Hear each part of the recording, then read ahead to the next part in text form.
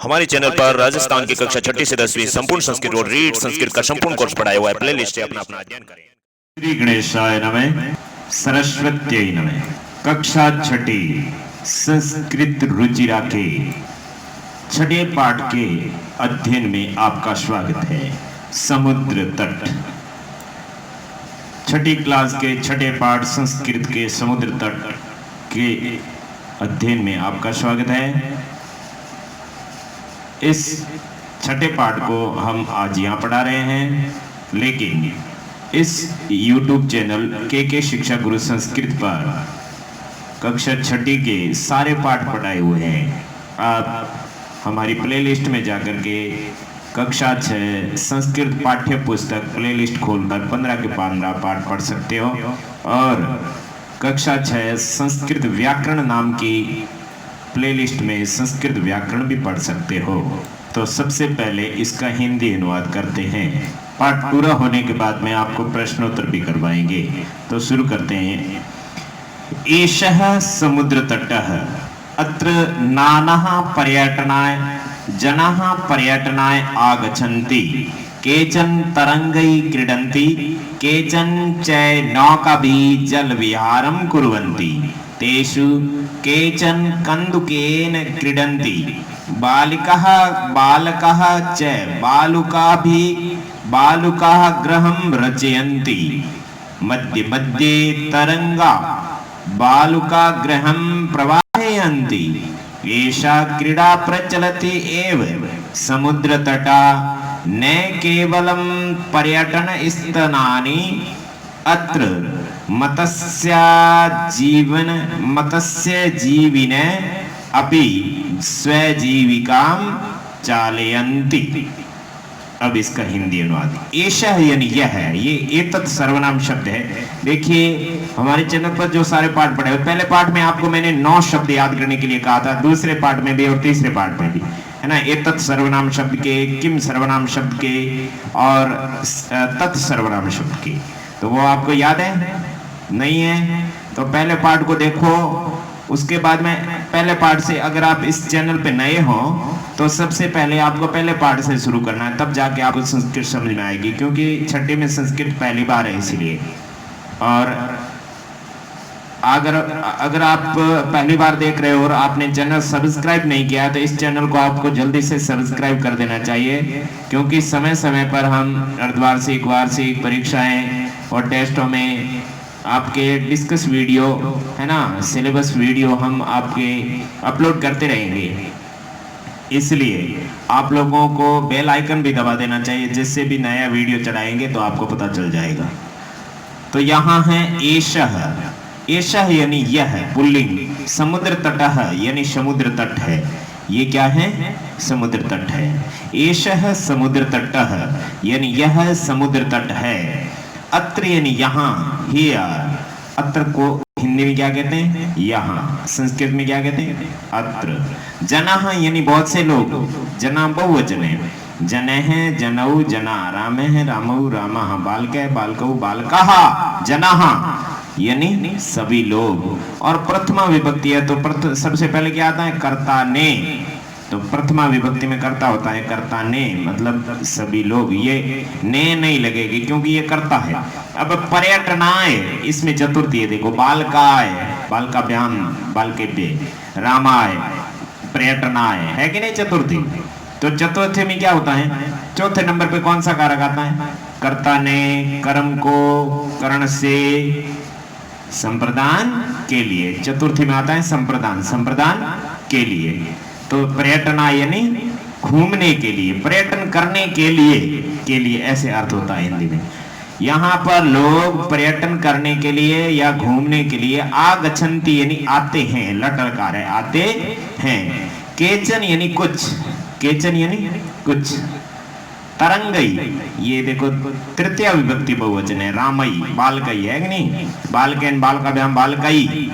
तो वहां शब्द रूप आपको परफेक्ट याद होना चाहिए, वरना आपको संस्कृत पढ़ने में कोई आनंद नहीं आएगा 10वीं तक। शब्द रूप एक बार याद हो गए तो सारे कुछ याद कर सकते हो आप। केचन यानी कुछ, तरंग यानी तरंगों के, तरंगों से, तृतीया से आता ना, कर्ण से, क्रीडंती यानी खेलते हैं। कुछ तरंगों से खेल से, लहरों से खेलते हैं। तरंग यानी लहर, केचन यानी कुछ, चय यानी और। ये जो चय है ना, इसका केचन से पहले अर्थ होगा। संस्कृत में चय बाद में लिखते हैं, उसका अर्थ हिंदी में पहले बोलते हैं। और केचन यानी कुछ, और कुछ। नौ का भी, ये स्त्रीलिंग, नौ का आकारांत स्त्रीलिंग। लता भी है ना, रमा भी है कि नहीं, तृतीय बहुवचन। तो तृतीय बहुवचन नौकाओं से और कुछ, नौकाओं से। जल विहारम यानी जल क्रीड़ा है ना, वाटर राइडिंग है ना, मतलब जल विहार। कुर्वंती यानी करते हैं। कुर्वंती क्री धातु, करोति, कुरुतः, कुर्वंती, ये हमेशा धातु रूप लास्ट में आता है। ये भी धातु रूप है, ये भी धातु रूप है, ये भी धातु रूप। बाकी शब्द रूप और अव्यय है। तेसु आपका शब्द रूप है। तत् सर्वनाम सप्तमी बहुवचन। तेसु यानी उनमें से, तेसु यानी उनमें से। केचन यानी कुछ। कंदुकेन फिर आ गया तृतीया विभक्ति, रामायण है ना। कंदुकेन, बालकेन, कंदुक कहते हैं गेंद को। केचन यानी कुछ, कंदुकेन यानी गेंद से, क्रीडंती यानी खेलते हैं, बहुवचन है। तेसु यानी उनमें से, कुछ गेंद से खेलते हैं।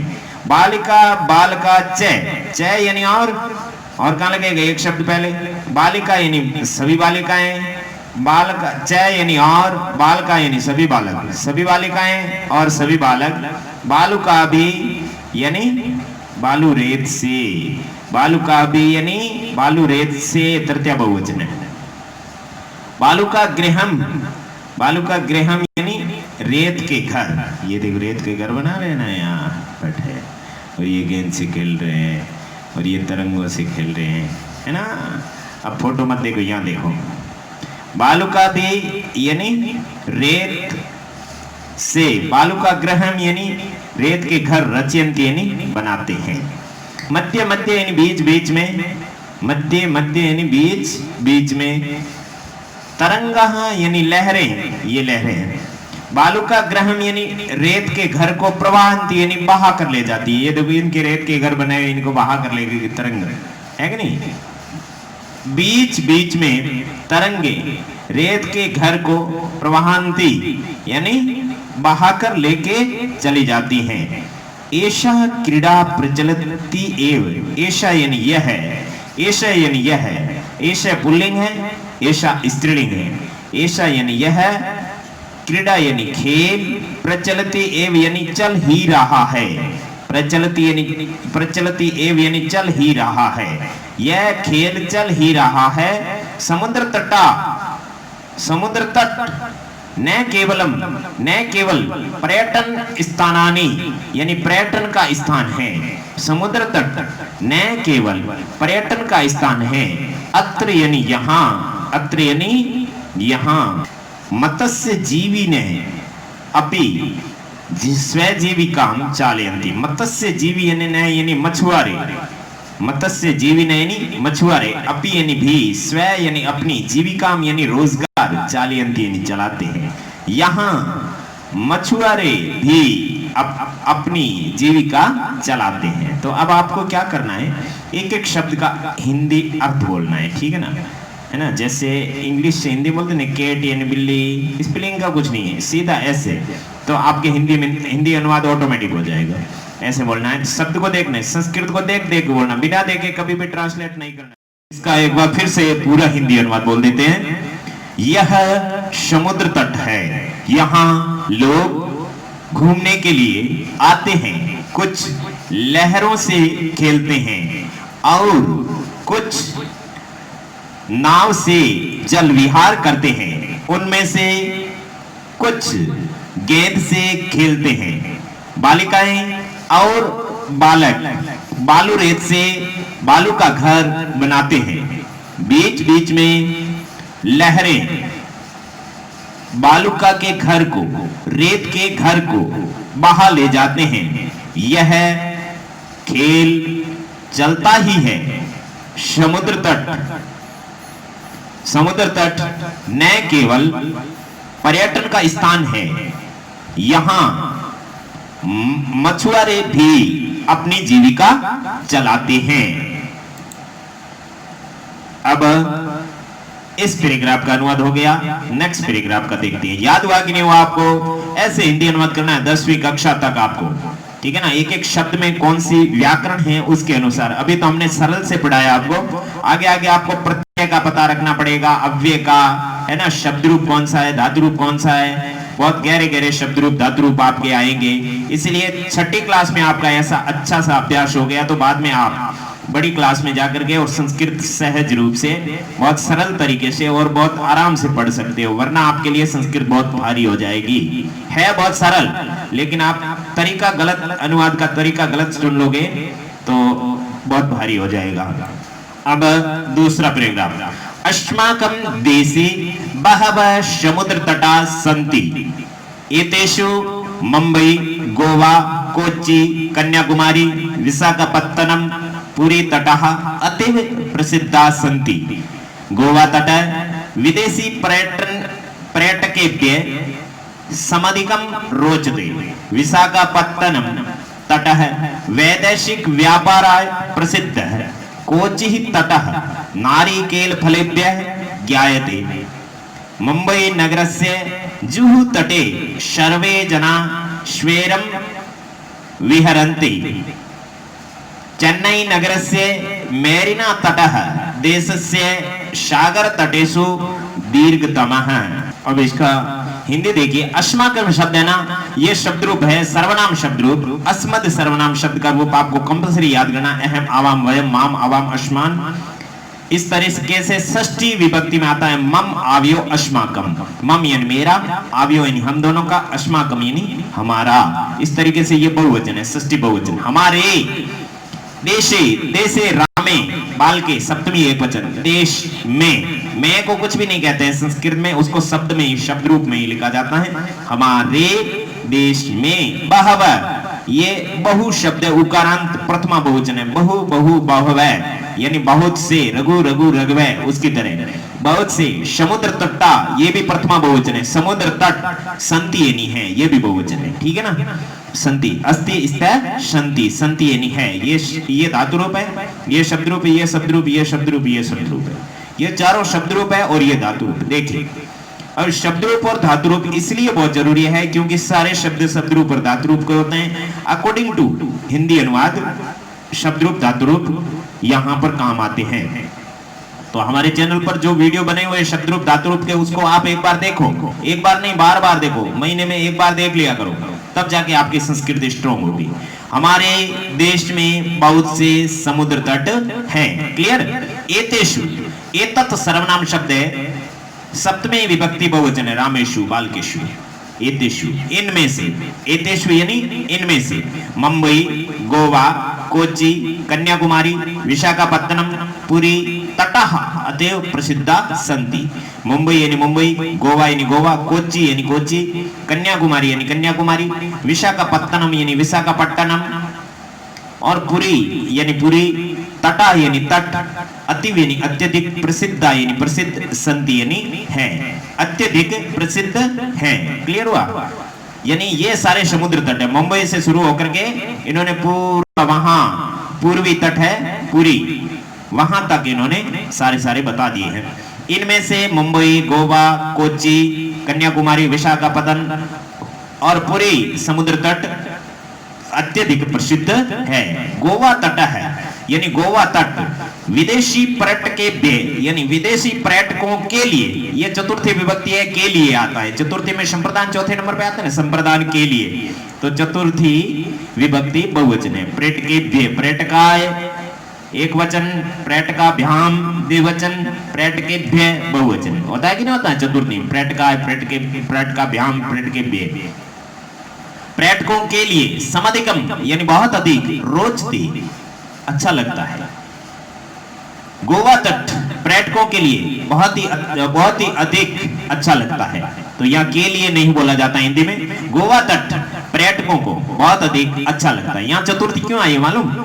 क्योंकि रुच धातु के योग में दु याज पच दंड रुच, ये सारी धातुएं 16 धातुएं उसके योग में हमेशा चतुर्थी आती है। ये कारक का रूल है, ठीक है ना। कारक भी हमारे टॉपिक पे पढ़ा है, आप अभी 6 क्लास में हो, आपको बेसिकली उसको एक बार देख लेना चाहिए, इतना ज्यादा दिमाग में जोर देने की जरूरत नहीं है, आगे आगे आपको काम आएगा। और आपको अगर पूरे कारक समझ में आ जाते हैं तो वहां पर बहुत सरल तरीके से समझाया हुआ है हमारे चैनल पर कारक, तो उसको आप समझ लो, क्योंकि ये चीजें तो आपको समझनी पड़ेगी, संधि समास कारक वगैरह, ठीक है ना, शब्द रूप धातु रूप, तब जाके आप संस्कृत में पूरा बेसिकली पढ़ सकते हो। वरना ऐसे एज इट इज आप समझ गम नहीं, बहुत अच्छा रोचते नहीं अच्छा लगता है, तो रोचते नहीं अच्छा लगता है ऐसा नहीं होता है। रुच धातु है आत्मनेपदी है, इसका प्रोसेस क्या है, मूल बात क्या है, रूल क्या है, उस रूल के अकॉर्डिंग हिंदी अनुवाद पढ़ना चाहिए। गोवा तट विदेशी पर्यटकों के लिए बहुत ही अधिक अच्छा है, तो पर्यटकों को बहुत ही अधिक अच्छा लगता है। गोवा तट पर्यटकों को बहुत अधिक अच्छा लगता है। विशाखापत्तनम तट है, यानी विशाखापट्टनम तट, ठीक है ना, आंध्र प्रदेश में, एपी में। विशाखापट्टनम तट वैदेशिक व्यापार आय, यानी विदेशी व्यापार के लिए, देखो व्यापार आय में चतुर्थी विभक्ति है, चतुर्थी में संप्रदान कारक होता है, उसका मतलब होता है के लिए, है ना, कर्ता ने कर्म को करण से संप्रदान के लिए, तो विदेशी व्यापार आय यानी विदेशी व्यापार के लिए, प्रसिद्ध है यानी प्रसिद्ध है। विशाखापट्टनम तट विदेशी व्यापार के लिए प्रसिद्ध है। कोची तट यानी कोची तट नारिकेल फलेभ्य, नारिकेल किसे कहते हैं, नारियल के, फलेभ्य यानी फलों के लिए, फिर चतुर्थी आ गई बहुवचन, फलेभ्य यानी फलों के लिए, ज्ञायते यानी जाना जाता है। विशाखापट्टनम तट विदेशी व्यापार के लिए प्रसिद्ध है और कोची तट नारियल के फलों के लिए जाना जाता है। मुंबई नगर से जुहू तटे सर्वे जना श्वेरम विहरन्ति विहरन्ति विहरन्ति। मुंबई नगर से यानी मुंबई नगर के जुहू तटे यानी जुहू है ना, जूहू चौपाटी वो वाला, जुहू तटे यानी जूहू तट पर, सर्वे यानी सभी, जना यानी लोग, सभी लोग, श्वेरम यानी बिना रोक टोक के, विहरन्ति यानी घूमते हैं, विहरन्ति यानी घूमते हैं। मुंबई नगर के जुहू तट पर सभी लोग बेरोक टोक घूमते हैं। चेन्नई नगर से यानी चेन्नई नगर के मेरीना तट यानी मेरीना नामक तट, देश से यानी देश का, देश के, षष्ठी एक वचन है, षष्ठी में संबंध कारक होता है ना हिंदी में, संबंध का के की, तो यहाँ पर क्या हो, देश से यानी देश के, सागर तटेसु यानी समुद्र तटों में, चेन्नई नगर का मेरीना तट देश के समुद्र तटों में दीर्घतम यानी सबसे बड़ा है, दीर्घतम यानी सबसे बड़ा, तम प्रत्यय सबके बीच में, दीर्घ यानी बड़ा, दीर्घतम यानी सबसे बड़ा, ठीक है ना। चेन्नई नगर का मेरीना तट देश के समुद्र तटों में सबसे बड़ा है। अब पूरा देख लो वापस, हमारे देश में बहुत से समुद्र तट है, इनमें से मुंबई, गोवा, कोची, कन्याकुमारी, विशाखापत्तनम पूरे तट अत्यधिक प्रसिद्ध हैं। गोवा तट विदेशी पर्यटकों को बहुत अधिक अच्छा लगता है। विशाखापत्तनम तट विदेशी व्यापार के लिए प्रसिद्ध है। कोची तट नारियल के फलों के लिए जाना जाता है। मुंबई नगर के जुहू तट पर सभी लोग बेरोक टोक घूमते हैं। चेन्नई नगर का मेरीना तट देश के समुद्र तटों में सबसे बड़ा है। अब कौन सा तट कहां पर है ये याद रखना है, क्योंकि क्वेश्चन आंसर में आपको पूछा जा सकता है। नेक्स्ट पैराग्राफ, भारतस्य तिस्रुषु दिशासु समुद्र तटाः सन्ति, अस्माद् एव कारणात् भारत देश प्रायद्वीप इति कथ्यते। पूर्व दिशायां बंगोपसागरः, दक्षिण दिशायां हिंद महासागरः, पश्चिम दिशायां च अरब सागरः अस्ति। एतेषां त्रयाणाम् अपि सागराणां संगमः कन्याकुमारी तटे भवति। अत्र पूर्णिमायां चंद्रोदय सूर्यास्तं च युगपद एव द्रष्टुम शक्यते। यहाँ बात तो बहुत छोटी सी है, लेकिन अपने को संस्कृत में क्या होता है, क्योंकि छठी है अभी तक, कैसे शब्द रूप धातु रूप काम आते हैं, पुल्लिंग स्त्रीलिंग क्या होता है, वो चीज आपको यहाँ पता करना है। वरना इस तरह के YouTube चैनल पर सर्वश्रेष्ठ तरीके से पढ़ने से कोई मतलब नहीं है। हम बहुत गहराई से पढ़ा रहे हैं। तो यहाँ जो बात लिखी है मैं 1 मिनट में बता देता हूँ। देखो, भारत के तीनों दिशाओं में समुद्र तट है। इसी कारण से भारत देश प्रायद्वीप ऐसा कहलाता है। पूर्व दिशा में बंगाल की खाड़ी, दक्षिण दिशा में हिंद महासागर और पश्चिम दिशा में अरब सागर है। इन तीनों के भी सागरों एतेषाम त्रयाणाम अपि सागराणाम, इन तीनों भी सागरों का संगम कन्याकुमारी तट पर होता है। यहाँ पूर्णिमा तिथि को चंद्रोदय और सूर्यास्त एक साथ देख सकते हैं। लेकिन कैसे हुआ? यहाँ तो संस्कृत लिखी, हिंदी कैसे बोली? जब ग्रामर का पता रहता है ना। भारत से षष्ठी विभक्ति है, संबंध कारक होता है हिंदी में, संस्कृत में नहीं होता है। विभक्ति का अर्थ है का, के, की। तो भारत से यानी भारत की, क्योंकि आगे स्त्रीलिंग शब्द है इसलिए की आया। तीसरी शु दिशासु, ये दिशा कौन सा शब्द है? स्त्रीलिंग, इसलिए ये तीसरी शु यानी ये भी स्त्रीलिंग आया, क्योंकि ये विशेषण है और ये विशेष्य है। विशेष्य में जो विभक्ति जो वचन होता है वही विशेषण में होता है। इसलिए तीसरी शु दिशासु यानी तीनों दिशाओं में। दिशासु के अंदर आकारांत स्त्रीलिंग शब्द है रमासु, है ना। रमा रमे रमा, रमाम रमाय रमा, लता लते लता, है ना। लता शु में ये शु है षट्कोण वाला, बाकी सब जगह ये वाला शु आता है। ये बात आपको पता है ना। ये आकारांत स्त्रीलिंग शब्द में सड़क वाला शे आता है। तो भारत की तीसरी शु यानी तीनों में, लेकिन यहाँ पर में नहीं आएगा क्योंकि में यहाँ पर आता है हिंदी में। ये विशेषण के साथ में, विशेष्य के साथ में आता है, विशेषण में नहीं आता है। सीधा अगर तीसरी शु लिखा आता तो क्या आता? तीनों में, लेकिन यहाँ सिर्फ मूल अर्थ होगा तीनों। भारत की तीसरी, त्रय है ना, त्रि शब्द है, उसका स्त्रीलिंग में आता है तीसरी शु, तीनों। दिशासु दिशाओं में, सप्तमी विभक्ति है तो सप्तमी अधिकरण में अर्थ होता है। भारत की तीनों दिशाओं में समुद्र तटः बहुवचन, समुद्र तट बहुत सारे, संति यानी है। भारत की तीनों दिशाओं में समुद्र तट हैं। यहाँ तक क्लियर हुआ? संति यानी है। अस्माद एव कारणात्, अस्मात् और कारणात् ये विशेषण विशेष्य है। कारण विशेष्य मेन शब्द है, उसकी विशेषता बताने वाले अस्माद शब्द है। ये सर्वनाम शब्द है। इदम सर्वनाम शब्द होता है पंचमी विभक्ति पुल्लिंग में अस्माद, ठीक है ना। अस्मात् आभ्याम एभ्य, इस तरह से ये इदम सर्वनाम, इदम यानी यह है, अस्माद यानी इससे, पंचमी में से आता है, पंचमी रामात, पंचमी आपादान से, है ना। कारणात यानी कारण से, इस कारण से, तो ही बीच में आ गया, नो प्रॉब्लम। इस ही कारण से भारत देश है, भारत देश प्रथमा विभक्ति एक वचन कर्ता बन गया, प्रथमा वाला कर्ता होता है। प्रायद्वीप है यानी प्रायद्वीप, तो इसमें प्रथमा एक वचन है, इसमें भी प्रथमा एक वचन है, क्योंकि भारत देश का विशेषण है। ये विशेषण बाद में आया यहाँ पर, ये विशेष्य है भारत देश। भारत देश की विशेषता बताने वाला शब्द है प्रायद्वीप। प्रायद्वीप किसे कहते हैं? जिसके तीनों ओर समुद्र होता है, उस भूखंड को प्रायद्वीप कहते हैं, ठीक है ना।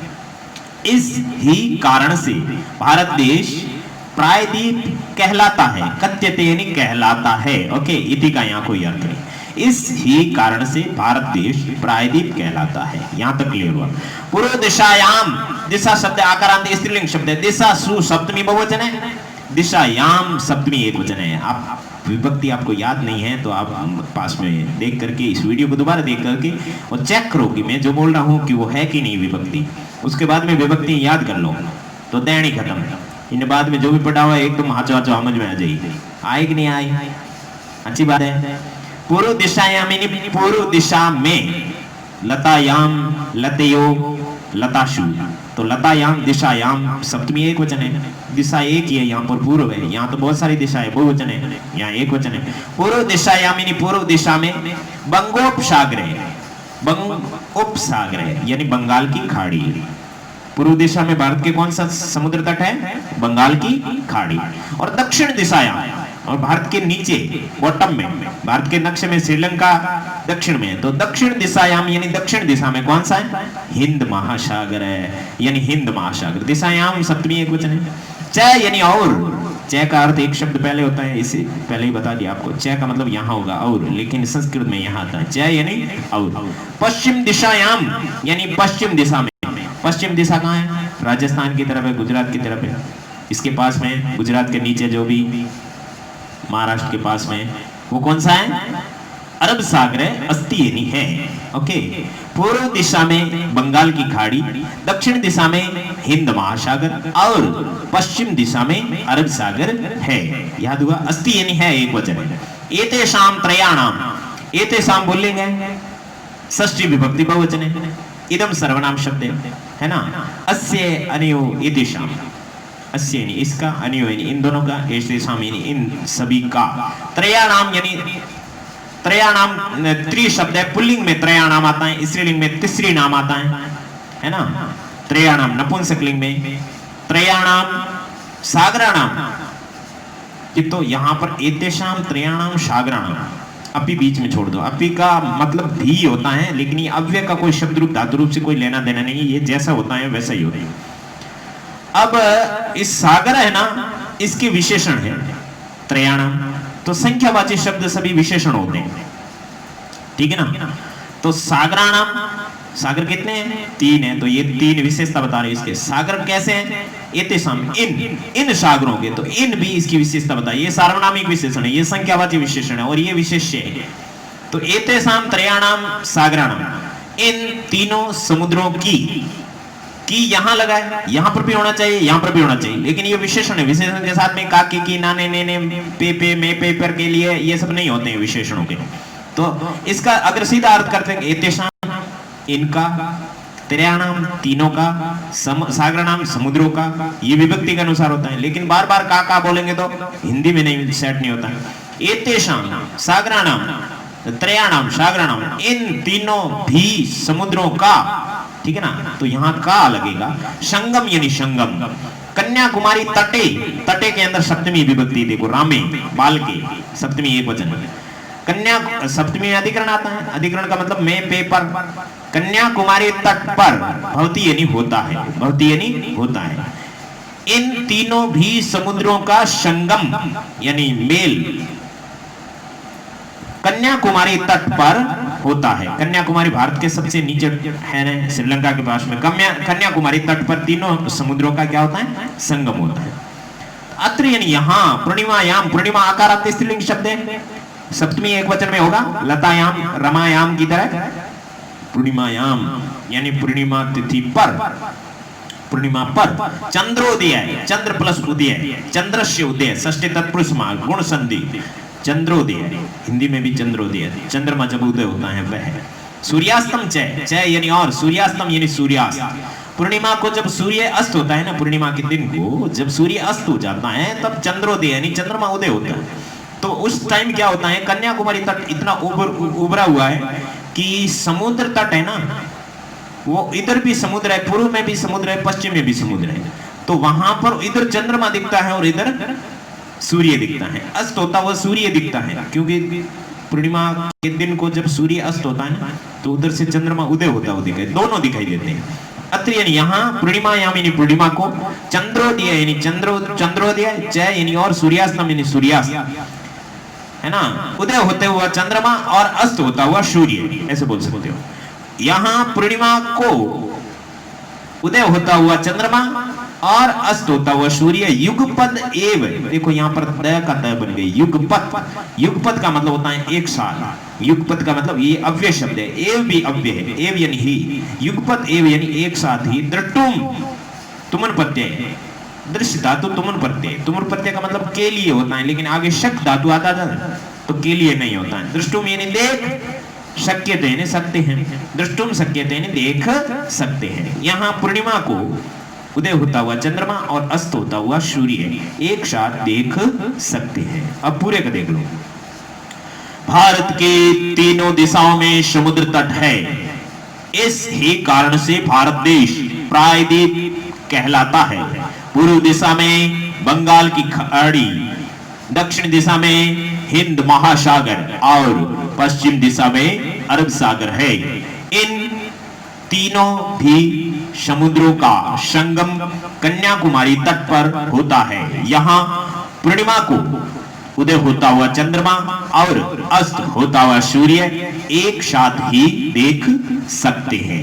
क्लियर हुआ कि नहीं हुआ? तो अब एक बात सुनो कि मैंने ये जितने भी पाठ, आज छठा पाठ पढ़ा रहे हैं, 5 पाठों में आप लोगों ने देखा होगा कि वहां बहुत सिंपल था, लेकिन यहां क्या हुआ है कि मेन संस्कृत आई है ना, लंबे लंबे वाक्य आए हैं। तो अब आपको ये समझना है कि संस्कृत कैसे होती है। शब्द रूप याद करो, थोड़े दुखी होंगे, आपको प्रॉब्लम आएगी। तरीका मैंने आपको 6 वीडियो बनाकर दिए हमारे चैनल पर। अभी देखो थोड़ी देर में प्रश्नोत्तर कराएंगे आपके, पहले बात सुन लो, ठीक है ना। फिर आपको क्या शब्द रूप याद करना है, धातु रूप तो एक ही याद करना, भू धातु का, पट धातु का, 5 लकारों में याद कर लो, क्लियर बात हो जाएगी। उसके बाद में अव्यय, लिंग, वचन, पुरुष, इसके अलग अलग वीडियो बने हुए हैं। सारे वीडियो आप देखो तो आपको समझ में आएगा कि संस्कृत है क्या, ठीक है ना। और थोड़ा आपको मन लगा कर कि किसी कॉपी में नोट करके बात समझनी है कि यहाँ व्याकरण क्यों जरूरी है। संस्कृत में बहुत ही जरूरी है, संस्कृत में व्याकरण, नहीं तो व्याकरण के बिना अनुवाद किया हुआ काम नहीं आता है। समझ गए ना?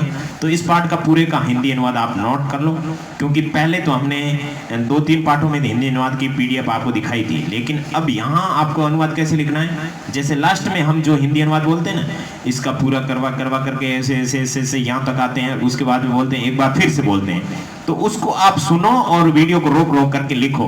भारत की तीनों दिशाओं में समुद्र तट है ना, तो आप वीडियो रोक करके लिखो, भारत की तीनों दिशाओं में समुद्र तट है।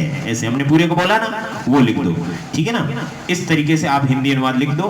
हमने व्याकरण के अनुसार ही हिंदी अनुवाद करवाया है, बोला है, ठीक है ना। अब पीडीएफ आपको हिंदी अनुवाद की नहीं बताएंगे, क्योंकि दूसरे, तीसरे, चौथे पार्ट में पीडीएफ बताई थी। पूरे पाठ का हमने शब्द रूप, धातु रूप अलग अलग बताया था, अव्यय अलग अलग बताए थे, धातु रूप अलग अलग बताए थे, है ना। ऐसे अब आपको अलग खुद करना है, आप खुद मेहनत करोगे तब होगा। किसी पे, है ना, किसी पे आपको आश्रित नहीं रहना। आप खुद एक अपनी रब को भी बनाओ, उसमें लिखो कि ये शब्द रूप है, ये धातु रूप है, ये अव्यय है, हमने बोले थे बीच बीच में।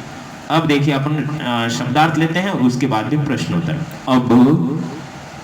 अब शब्दार्थ, समुद्र तट है, समुद्र का किनारा, सी बीच, पर्यटना है घूमने के लिए, और एक्सक्रीजन, तरंगई, लहरों से या लहरों के साथ, विथ वेव्स, नौका भी, नौकाओं के द्वारा, बाय बोट्स, जल विहारम, जल क्रीड़ा, वाटर गेम, बालुका भी, बालुकाओं से, विथ सैंड्स, बालुका ग्रहम, बालू का घर, घरोंदा, सैंड हाउसलैंड, मध्य मध्य, बीच बीच में, एट सम इंटरवल, प्रवाहयंती, धो देते हैं, बहा देते हैं, वॉश आउट, प्रचलती एव, चलती ही रहती हैं, कीप्स गोइंग ऑन, पर्यटन स्थानी, घूमने की जगह, टूरिस्ट स्पॉट, मत्स्य जीवी ने, मछुआरे, फिशरमैन, स्वजीविका, अपनी जीविका को, means of one's livelihood, livelihood, चालयंती, चलाते हैं, कोजिंग टू मूव, अति, बहुत अधिक, एक्सेसिव, श्वेरम, बेरोक टोक, यथेच, एज वन प्लीजेस, विहंती, घूमते हैं, टहलते हैं, रॉन्ग, दीर्घतम, सबसे लंबा, लॉन्गेस्ट, प्रायद्वीप, 3 तरफ जल से घिरा हुआ भूभाग, है ना, पेनिनसुला, संगम, मिलन, कॉन्फ्लुएंस, युगपत, युगपत एव, एक ही साथ, एट द सेम टाइम, दृष्टुम शक्यते, देखा जा सकता है, मैं भी सीन। अब आपकी व्यास प्रश्नोत्तर। पहला है उच्चारण गुरुत, ये केवल उच्चारण करने हैं। उच्चारण तो पूरे पाठ का किया था, लेकिन इनके उच्चारण करने हैं। हो सकते हो तो ये कॉपी में लिख दीजिए, या तो इनके आगे अर्थ लिख दीजिए, ठीक है ना, और या फिर एज इट इज कॉपी में लिख दीजिए, और बाकी आपके टीचर जैसे कहते हैं वैसे। तरंगई, मत्स्य जीवी ने, विदेशी पर्यटकेभ्य, संगम है, तिसृषु, वैदेशिक व्यापाराय प्रायद्वीप बंगोपसागर चंद्रोदय। अब मैं इसका अर्थ बोल देता हूं। तरंगों से मछुआरे विदेशी पर्यटकों के लिए संगम, तीनों में विदेशी व्यापार के लिए प्रायद्वीप, बंगाल की खाड़ी, चंद्रमा का उदय होना। अब ये आपके दूसरा प्रश्न है। अधोलिखिता नाम प्रश्ना नाम उत्तरम लिखत। अधोलिखिता नाम देखो, रामाणाम षष्ठी बहुवचन है, प्रश्ना नाम षष्ठी बहुवचन है, तो प्रश्नों का विशेषण है ये। तो का के की इन तीनों में से के यहाँ पर लगेगा या यहाँ लगेगा? यहाँ लगेगा। अधोलिखिता नाम यानी नीचे लिखे हुए के, लेकिन के यहाँ नहीं लगेगा, ये विशेषण है। प्रश्ना नाम यानी प्रश्नों के, यहाँ पर के आएगा। नीचे लिखे, अधो यानी नीचे, लिखिता नाम यानी लिखे हुए, प्रश्ना नाम यानी प्रश्नों के, उत्तरम यानी उत्तर, लिखत यानी लिखो, यानी इन संस्कृत प्रश्नों के उत्तर संस्कृत में लिखने। नीचे लिखे हुए प्रश्नों के उत्तर लिखो। अब एक बार समझ में आ गया, 10वीं तक ये सेम लैंग्वेज आएगी। क जनाः काभि जल विहारम कुर्वन्ति। जना यानी लोग, काभि किम सर्वनाम शब्द है। देखो प्रश्न निर्माण वाले प्रश्न आएंगे, वहां पर भी ये कहें किन के द्वारा, है ना, तृतीया विभक्ति बहुवचन। केन काभ्याम नहीं, कया काभ्याम काभि स्त्रीलिंग है। लोग किन के द्वारा जल विहार करते हैं, तो किन के द्वारा करते हैं? तरंगई, तरंगों के साथ। तो तरंगई यहां पर आ जाएगा, बाकी सेम टू सेम आ जाएगा। लोग जनाः तरंगई जल विहारम कुर्वन्ति, ये एक चेंज करना, बाकी सेम टू सेम रखना है, ठीक है ना। तो प्रश्नवाचक चिन्ह की जगह खड़ी पाई कर देना, उत्तर हो जाएगा। तो क्या यहां पर तरंगई आएगा? नहीं, यहां पर आएगा नौका भी, तरंगई नहीं आएगा, ठीक है ना। लोग नौका भी, नाव से जल विहार करते हैं, ये राइट है, तरंगी राइट नहीं है। ओके, तो यहां पर का भी की जगह नौका भी आएगा, ठीक है ना। नौका भी हमने लिख दिया है, ये इसकी जगह लिखना है, बाकी सेम टू सेम लिखना। आपको उत्तर बनाने के लिए क्या लिखना पड़ेगा? जनाः नौका भी जल विहारम कुर्वन्ति, खड़ी पाई। सीख गए? ऐसे उत्तर आपको लिखना है। अब दूसरा क्वेश्चन है, भारत से दीर्घतम समुद्र तट का, भारत का षष्ठी विभक्ति, दीर्घतम समुद्र तट यानी सबसे बड़ा समुद्र तट का यानी कौन सा है? तो कौन सा है? चेन्नई का मैरीना। तो अपने को लिखना है मैरीना तट है। भारत से दीर्घतम समुद्र तट मैरीना तट अस्ति, मैरीना तट अस्ति, ऐसे लिखना है कै की जगह, बाकी सेम टू सेम लिखना है, ठीक है ना। ये आ गया, भारत से दीर्घतम समुद्र तट है, और इसको नहीं लिखना है, मैरीना तट अस्ति, इसकी जगह ये आ जाएगा। अब जना कुत्र श्वेरम विरहंती, लोग कहां पर बेरोक-टोक घूमते हैं, तो कुत्र की जगह क्या आ जाएगा? जुहू तटे, लोग जुहू तटे श्वेरम, जनाः जुहू तटे श्वेरम विरहंती। समझ में आया? ऐसे उत्तर बनाना है, क्वेश्चन का ही उत्तर बनाना है, ठीक है ना। ये लिखना है, ये कहां लिखना है? कुत्र की जगह, बाकी सेम टू सेम लिखना है। जनाः जुहू तटे श्वेरम विरहंति। अब बालकः बालिकाः भी, बालुका भी, बालका बालुका भी किम रचयन्ति, बालक बालू रेत से क्या बनाते हैं, तो किम की जगह आ जाएगा बालुका ग्रहम, बालकाः बालुका भी बालुका ग्रहम रचयन्ति, इस तरीके से बन जाएगा, यानी बालू के घर बनाते हैं, रचयन्ति यानी बनाते हैं। तो ये कहाँ आएगा? बालुका ग्रहम, ये किम की जगह आएगा। बाकी बालकाः बालुका भी बालुका ग्रहम रचयन्ति, और यहाँ खड़ी पाई आ जाएगी। फिर कोची तटः केभ्यः ज्ञायते, कोची तट किसके लिए जाना जाता है, तो किसके लिए जाना जाता है? नारिकेल फलेभ्य, नारियल फलों के लिए। कोची तटः नारिकेल फलेभ्य, केभ्य की जगह कितना लिखना पड़ेगा? नारिकेल फलेभ्य, क्योंकि जैसा आंसर होता है वैसा ही। देखो यहाँ पर भी भ्य, वहां पर भी भ्य आएगा। नारिकेल फलेभ्य ज्ञायते, नारियल के फलों के लिए जाना जाता है, ठीक है। ये किसकी जगह आएगा? ये इसकी जगह आएगा, ठीक है ना। तो मैं इसको अंडरलाइन कर देता हूँ। केभ्य की जगह ये लिखना, बाकी same to same. Baluka Graham किम की जगह लिखना, बाकी सेम टू सेम। जुहू तटे कुत्र की जगह लिखना, बाकी सेम टू सेम। मैरीना तटे अस्ति, ये का और इसकी जगह लिखना है, बाकी सेम टू सेम। नौका भी का भी की जगह लिखना है, बाकी सेम टू सेम। लेकिन आगे जो क्वेश्चन मार्क है उन सबको उत्तर में खड़ी पाई कर देना है, क्योंकि ये प्रश्न में होता है, उत्तर में तो खड़ी पाई होती है ना। आया कि नहीं आया समझ में ये वाला प्रश्न? ऐसे ऐसे आपको आगे के 5 वर्ष के जीवन में, यानी 6ठी, 7वीं, 8वीं, 9वीं, 10वीं में इसी तरीके से संस्कृत के प्रश्नों के उत्तर देने हैं।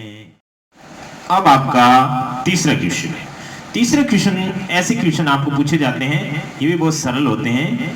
मंजूषाता है पदानी चित्वा रिक्त स्थानानि पूरयत। इस मंजूषा का मतलब होता है इंडेक्स, डिब्बा, बॉक्स। से पंचमी विभक्ति, से पदानी शब्दों को, द्वितीय बहुवचन है। चित्वा चुनकर, कत्वा प्रत्यय कर अर्थ होता है, चुनकर। रिक्त स्थानानि, रिक्त स्थानों को, ये भी द्वितीय बहुवचन। पूरियत यानी भरो, है ना? एक बार समझ लिया पूरी लैंग्वेज। मंजूषा से शब्दों को चुन करके रिक्त स्थान भरना है। बंगोपसागरे प्रायद्वीपे पर्यटनाय क्रीडा संगम। अब कन्याकुमारी तटे त्रयाणाम सागराणाम भवति, क्या भवति? संगम भवति। होता है कि नहीं होता है? पाठ अभी पढ़ा था, बहुत सरल है ना, इजी है ना। चलो लिख दिया आपने, संगम। भारत देश है खाली जगह इति कथ्यते। भारत देश कहलाता है, क्या कहलाता है? प्रायद्वीप। ठीक है ना, ये हो गया आपके प्रायद्वीप। अब जना समुद्र तटम खाली जगह आगच्छन्ति। जना समुद्र तटम पर्यटनाय, घूमने के लिए, आगच्छन्ति यानी आते हैं। चलो पर्यटनाय। अब बाल के बे खाली जगह रोचते। बालकों को क्या अच्छा लगता है इनमें से? बंगाल की खाड़ी? नहीं, क्रीडा। क्रीडा यानी खेल अच्छा लगता है। ठीक है, क्रीडा यानी खेल। अब भारतस्य पूर्व दिशायाम खाली जगह अस्ति बंगोपसागरे, बंगाल की खाड़ी है। ठीक है ना, हो गया, ओके। चौथा क्वेश्चन, चौथे क्वेश्चन में यथा योग्यम योच्येत, है ना? जैसा योग्य हो वैसा जोड़नी चाहिए। समुद्र तट है, क्रीडनकम यानी खिलौना है, दुग्धम यानी दूध है, दीपक है, विद्या है। तो यहाँ चतुर्थी विभक्ति, यहाँ प्रथमा। समुद्र तट किसके लिए? ज्ञानाय, ज्ञान के लिए। पोषणाय, पोषण के लिए। प्रकाशाय, प्रकाश के लिए। पर्यटनाय, खेलने के लिए। अरे घूमने के लिए। खेलनाय, खेलने के लिए। तो ये इसका क्या होगा? समुद्र तट है, पर्यटनाय मतलब घूमने के लिए। क्रीडनकम, खिलौना, खेलना है, खेलने के लिए होता है कि नहीं होता? दुग्धम, दूध। पोषणाय, पोषण के लिए। दीपक, दीपक प्रकाशाय, प्रकाश के लिए। और विद्या ज्ञानाय, ज्ञान के लिए। स्क्रीनशॉट ले लो, फिर बाद में कॉपी में कोरते रहना। आ गया समझ में? चौथा क्वेश्चन। अब 5वां क्वेश्चन देखिए, आपको ये तृतीय विभक्ति सिखाना चाहता हूं और मैं आपको प्रथमा, द्वितीय, तृतीय, चतुर्थी, पंचमी, षष्ठी, सप्तमी सारी, यानी सारे के सारे शब्द रूप याद कर लो। लेकिन ये तो बहुत कम प्रैक्टिस करवा रहा है। यहाँ पर तृतीय विभक्ति के प्रयोग से रिक्त स्थान की प्रयोगेण, तृतीय विभक्ति प्रयोग से रिक्त स्थानानि पूरयत यानी रिक्त स्थान भरो। तो यहाँ पर यथा, जिस प्रकार, व्योम मित्रेण सह गच्छति, व्योम मित्र के साथ जाता है। तो मित्र शब्द का प्रयोग यहाँ पर मित्रेण बन गया। तो यहाँ बालिका खाली जगह सह पठन्ति, तो बालिका, बालिका स्त्रीलिंग शब्द है, इसलिए क्या आएगा? बालिकया, बालिकया सह, बालिकया तृतीय विभक्ति आएगी। ठीक है ना, बालिकया सह क्रीडन्ति। अब तड़ा गया खाली जगह विवादी, ये वो सरोवर, तालाब कमल से सुशोभित होता है। तो कमल से तृतीय विभक्ति कमलेन, यानी कि कमल से। तडागैर कमलेन सुशोभिति, है ना?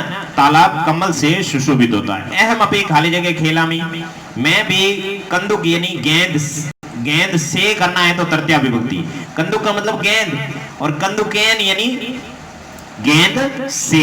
ठीक है ना ये। अब अश्वा खाली जगह सह धावंती, अश्वा यानी घोड़े, अश्व यानी घोड़ा, सह यानी साथ में, धावंती यानी दौड़ते हैं। घोड़े, घोड़े, घोड़े के साथ दौड़ते हैं। तो यहाँ पर तृतीय विभक्ति बहुवचन लिख देंगे, अश्वेभ्य। अश्वेभ्य नहीं होगा, अश्व ही होगा, क्योंकि अश्वेभ्य तो चतुर्थी विभक्ति, इसलिए तृतीय में क्या होगा? अश्वई, ऐसे हो जाएगा। ये तृतीय विभक्ति बहुवचन है, क्योंकि रामे रामो रामा, रामम रामो रामान, रामेण रामाभ्याम रामई, अश्वई, ऐसे होगा यहाँ पर।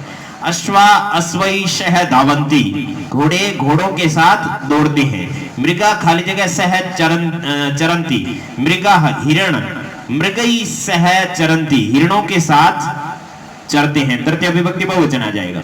ठीक है, मृगैषः चरन्ति, तृतीय विभक्ति का प्रयोग करना है। अब पांचवा क्वेश्चन पूरा हो गया।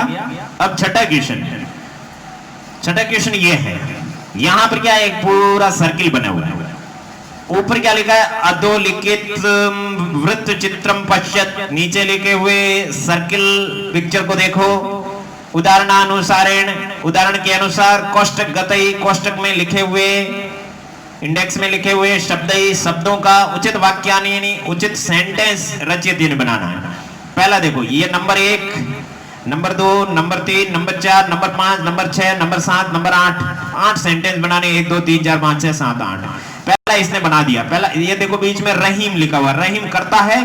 उसके बाद में यहां देखो ये मित्र शब्द है, फिर सह क्रीडंती, तो यहाँ रहीम तो सबके आएगा, सबके रहीम आएगा। उसके बाद में ये शब्द आएगा, मित्र का इसने मित्रेण कर दिया, तो अपन भी यहां पर चेंज करते रहेंगे। मित्र का मित्रेण हो गया। अब सह सेम टू सेम लिखा है, ठीक है ना, और क्रीडंती सेम टू सेम लिखा है। इसका मतलब क्या, रहीम मित्र के साथ खेलता है। सह के साथ में हमेशा तृतीया होती है, इसलिए तृतीया, ये मित्रेण, ठीक है ना। तो यहां अपन इस सर्किल में ही सेंटेंस बना देते हैं, आपको बता देते हैं। अभी सर्किल थोड़ा जूम करते हैं। अब यहां देखो, ये रहीम, अब ये पहला वाक्य इधर है, मित्र का मित्रेण किया, बाकी कुछ नहीं किया, ठीक है ना। मित्र का क्या किया, मित्रेण, रहीम मित्रेण सह क्रीडंती, ठीक है ना। मैं यहां लिख देता हूं रेड पेन से, चलिए ये लिख दिया, मित्रेण, रहीम है मित्रेण सह क्रीडंती।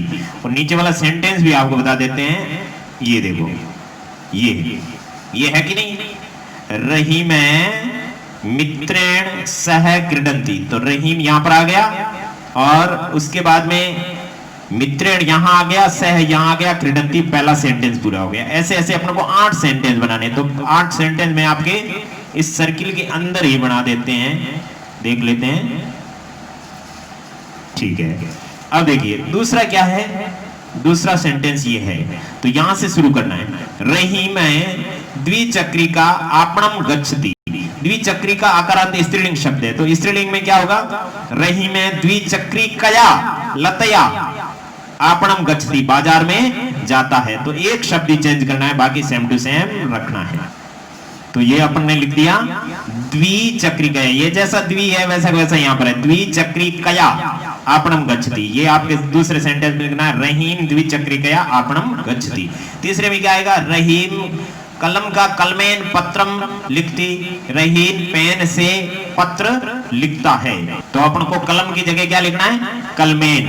अब रहीम हस्त कंदुकम क्षिप्ति, रहीम हस्तेन कंदुकम क्षिप्ति, ये प्रथमा विभक्ति है, ये द्वितीया है, ये तृतीया है, और ये क्रिया है, धातु रूप है, ये शब्द रूप शब्द रूप शब्द रूप। रहीम हस्तेन यानी हाथ से, कंदुकम यानी गेंद को, क्षिप्ति यानी फेंकता है। तो को कहां लगता है, द्वितीय में को लगता है। सारा मामला शब्द रूप धातु रूप पे डिपेंड है। तो हस्त का क्या बनेगा, हस्तेन, ठीक है ना, हस्तेन कंदुकम क्षिप्ति यानी गेंद फेंकता है। अब रहीन नौका जल विहारम करोती, नौका का नौका भी होगा, या एक ही नौका है तो उसका नौकिया हो जाएगा, तृतीया विभक्ति, नौकिया फोन नहीं, नौकया, तो यहां नौका की जगह नौकया, ठीक है ना। रहीम चषक जलम पिबती, रहीम चस्केन जलम पिबती, रहीम है वो चषक यानी प्याला है ना, कप है ना, गिलास, उससे जलम पिबती यानी पानी पीता है। तो चषक का क्या हो जाएगा, चस्केन, हो गया चस्केन। अब आएगा तुलिका, रहीम तुलिका चित्रम रचयति, रहीम तुलिका से, तुलिका होती है ना माचिस की डिबिया में तिल्ली होती है ना, वो तुलिका से चित्रम रचयति यानी चित्र बनाता है। तो तुलिका आकार स्त्रीलिंग है तो उसका तुलिकया हो जाएगा तृतीया वचन, ये लिख दिया हमने तुलिकया। अब वायुयान है, रहीम वायुयानेन हय्ये आगच्छत, हय्ये यानी बीता हुआ कल, yesterday, yesterday Rahim came by aeroplane, कल वायुयान से नहीं, रहीम वायुयान से कल आया था, तो वायुयान का वायुयानेन हो जाएगा, वहां हमने लिख दिया वायुयानेन। अब जूम करके आपको बताते हैं। अब आप क्या कर सकते हो, इसका स्क्रीनशॉट लेकर के और इन शब्दों की जगह ये चेंज करना है, बाकी आपको सेम टू सेम लिखना है, ठीक है ना। ये आपका प्रश्न इस तरीके से होगा। और आपको सेंटेंस में क्या लिखना है, पूरा लिखना है। रही में, कल में, पत्रम लिखती, तो ये तीसरा सेंटेंस है। नंबर 3 यहां लगाना रहीम से पहले, ऐसे आपको ये करना है। अब 7वां और अंतिम क्वेश्चन, ठीक है ना, पेज नंबर 40 है आपका, बताऊं, ये देख लीजिए पेज नंबर 40। 7वां क्वेश्चन है, कोष्टकात् उचित पद प्रयोगे में रिक्त स्थानानि पूर्यत। कोष्टक से उचित शब्द का प्रयोग करके रिक्त स्थान भरना है। तो उचित शब्द कौन सा होता है, देखो, धनिक खाली जगह धनम ददाती, धनिक खाली जगह को धन देता है। तो देने की योग में हमेशा जिसको दिया जाता है उसमें चतुर्थी आती है, ये कारक का रूल है, कारक का नियम है। तो यहाँ निर्धनम तो द्वितीया है, निर्धनाय चतुर्थी है, तो यहाँ पर निर्धना आएगा। धनिक है, निर्धनाय धनम ददाती, धनिक है वो गरीब को धन देता है। को लगा, को में द्वितीया होती है, फिर भी यहाँ चतुर्थी आएगी क्योंकि कारक का रूल है। और इसने कंफ्यूज करने के लिए यहाँ द्वितीया दी है, द्वितीया को लगता है। गरीब धनवान गरीब को धन देता है, तो ये सही है। लेकिन कारक विभक्ति जहां पर आ जाती है वहां पर ये सामान्य विभक्ति काम नहीं आती, इसलिए ये निर्धनाय सही होगा। तो आपने लिख दिया निर्धनाय। अब बाल है खाली जगह विद्यालय गच्छति, बालक पठनाय पठनेन विद्यालय गच्छति, पठना यानी पढ़ने के लिए, पठनेन यानी पढ़ने से, तो से थोड़ी लगेगा, पढ़ने के लिए विद्यालय में गच्छति यानी विद्यालय जाता है, तो ये चतुर्थी विभक्ति लगेगी। तो यहां पर भी आपकी चतुर्थी विभक्ति होगी। अब सज्जना खाली जगह जीवंती, परोपकारम परोपकाराय, परोपकारम का मतलब होता है परोपकार को, परोपकाराय यानी परोपकार के लिए, चतुर्थी विभक्ति है, संप्रदान कारक है के लिए, द्वितीय विभक्ति है, क्रम कारक है को लगेगा। तो कौन सा आएगा, सज्जन लोग परोपकार को जीते हैं या के लिए जीते हैं, तो के लिए जीते हैं, चतुर्थी विभक्ति आएगी परोपकाराय। तो यहां पर आपका हो गया परोपकाराय। अब खाली जगह नमे, नमे के योग में हमेशा चतुर्थी आती है, तो शिक्षकाय या शिक्षकम द्वितीया होगी, तो शिक्षक को नमस्कार सही होता है। लेकिन कारक विभक्ति जहां पर आती है वहां पर उपपद विभक्ति यानी शब्द रूप वाली विभक्ति काम नहीं आती है, तो शिक्षकाय नमः है। चलो शिक्षकाय आ गया।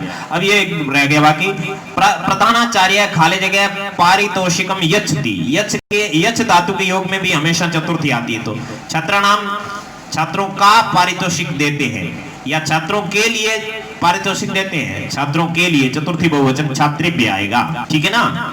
ये हो गया आपके। देखिए हम प्रश्नोत्तर करवाते हैं तो साथ में समझाते भी हैं, इसलिए आप लोगों को ये ध्यान रखना है कि जो हमारे चैनल पर पढ़ाया जाता है उसको आप लोग जरा ध्यान देके पढ़ें, तो क्या है कि पूरा आपको समझ में आ जाएगा। आने वाले टाइम में नेक्स्ट ईयर में भी आपको प्रॉब्लम नहीं रहेगी। हमारे चैनल पर सारे पाठ पढ़ाए हुए हैं, नेक्स्ट वाला ये भी नेक्स्ट वीडियो में पढ़ाया हुआ है, तो आप लोग छठी क्लास के 15 पाठ हमारे चैनल से पढ़ लें और छठी से लगाकर 10वीं तक सभी कक्षाओं के हमारे चैनल पर पढ़ाए हुए सब्सक्राइब करके और प्लेलिस्ट में जाओ। प्लेलिस्ट क्या होता है पता नहीं है तो किसी को पूछ लो कि यूट्यूब प्लेलिस्ट क्या होता है, तो वहां प्लेलिस्ट में जाकर के आप देखोगे तो बहुत सारी प्लेलिस्ट है। 7वीं की संस्कृत पाठ्य पुस्तक, छठी की संस्कृत पाठ्य पुस्तक, 8वीं की संस्कृत पाठ्य पुस्तक, 9वीं की संस्कृत पाठ्य पुस्तक, 10वीं की संस्कृत पाठ्य पुस्तक, इस तरीके से आपके बहुत सारी प्लेलिस्ट आपको मिलेगी। रीड संस्कृत की भी मिलेगी, लेकिन आपको जो प्लेलिस्ट मिलेगी वो आपको कौन सी देखनी है, एक तो संस्कृत पाठ्य पुस्तक कक्षा 6 संस्कृत पाठ्य पुस्तक और एक कक्षा 6 संस्कृत व्याकरण, उन दोनों को आपको पूरा पढ़ना है। संस्कृत व्याकरण में 30-35 वीडियो है जो जड़ से पढ़ाया हुआ है और संस्कृत पाठ्य पुस्तक में 15 वीडियो 15 पाठों के है, किसी के ज्यादा 2-4 हम एक्स्ट्रा आपको दे देंगे तो एक्स्ट्रा नॉलेज के लिए वो भी आपको अच्छे से पढ़ना है। इस तरीके से आपके संस्कृत का पूरा अध्ययन हो जाएगा। इन्हीं शब्दों के साथ हम अपनी शुद्ध वाणी को यहीं विराम देते हैं। अगले वीडियो तक भगवान आपका भला करें। हे भगवान, भला शब्द का करो, शुरू हमसे करो। छठी से 10वीं तक संपूर्ण संस्कृत पढ़ने के लिए चैनल सब्सक्राइब करें।